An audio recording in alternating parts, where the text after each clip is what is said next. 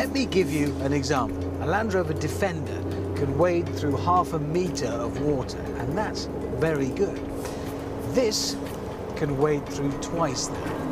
However, this being the desert, water is quite hard to find. So if you want to test it, you do have to improvise.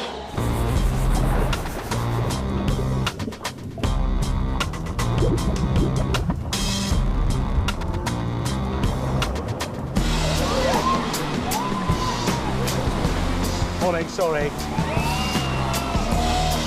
Sorry. This is, unless I'm very much mistaken, a metre of water. And the 6x6 is wading through it. Even dealing with the rubber rings. Yeah, not having any difficulty with this at all. But how does it cope with sand? Well, the good news is, sand is one thing we're really not short of. Welcome to the empty quarter, the largest sand desert in the world, covering some 250,000 square miles. Out here, temperatures hit 50 degrees centigrade, and there are dunes more than 800 feet high.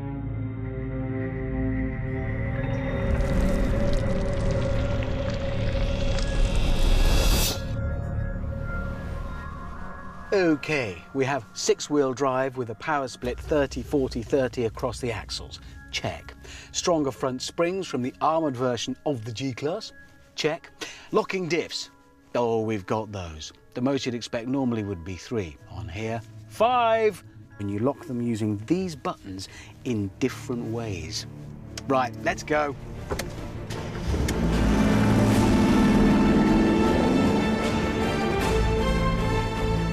These are big, big dunes. This is more of a sand mountain I'm on right now.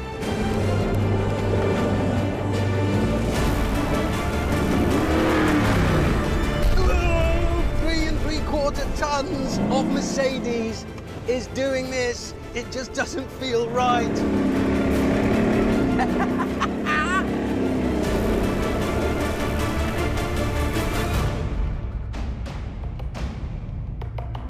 This extra axle, these 2 extra wheels, it changes the way the 6x6 travels over the ground. It undulates, it feels supple.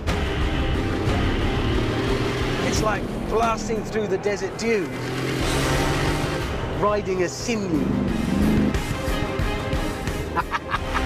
Come on. Oh, I'm in.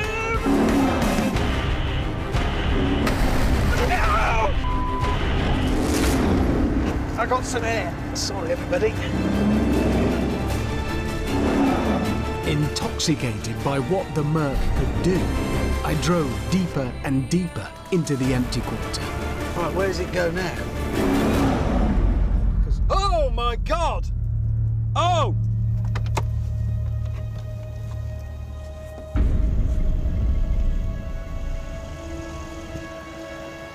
Oh, for crying out loud. I wouldn't ski down that. Okay.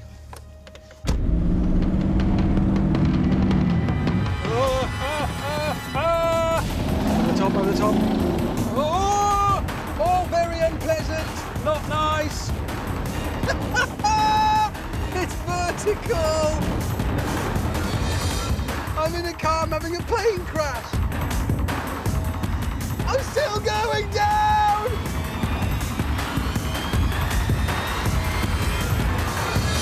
Oh, what a stupid place. I hate it. Ahead, I saw a nice, flat desert floor and decided that was a much safer place to be.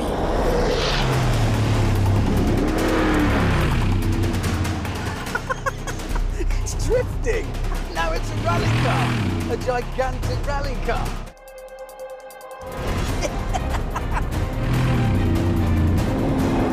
And let's not forget, I'm not having to shout over this. It's not rah in here. I'm still cocooned in luxury. It's an amazing device. Now, Now, when you take an off-roader across sand, the standard practice, as I've done, is to let some air out of the tyres to give them a bigger footprint. Now I'm going back on tarmac, so I need to reinflate them. All I've got to do is operate these overhead switches. Feel like a jet pilot. Compressor on, going up. And they can reinflate all of these tyres in under a minute. Oh, I love this. If I did this in Ledbury, I'd be mobbed by now. Leaving the empty quarter behind, I headed back towards civilization. I'm not going to pretend this is anything less than a preposterous machine. It's a 6 metre, 3 3/4 tonne, 370,000 pound, 6-wheeled dinosaur. But as dinosaurs go, it is a magnificent one. Magnificent to behold, magnificently made. It's one of the car world's mad moments, a day off from Priuses and Leafs. And even in a country as chock full of showy-offy cars as this one, it's still really rather special. You can forget your chrome wraps and whatever. I don't think you can beat just having more wheels than anything else. And I can say with absolute confidence that I have more wheels than any of... Oh.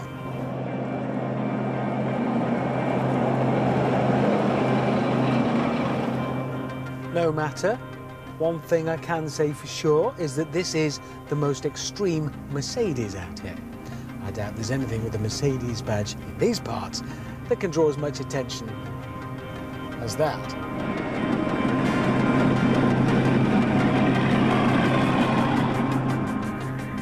All right, so I don't have the most wheels.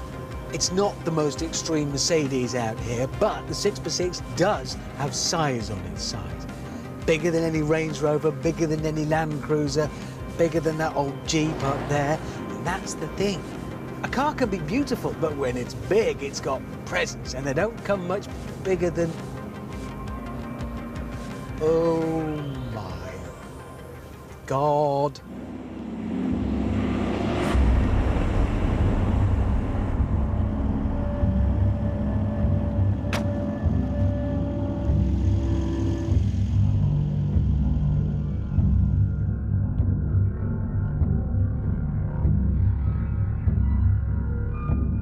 I want this one.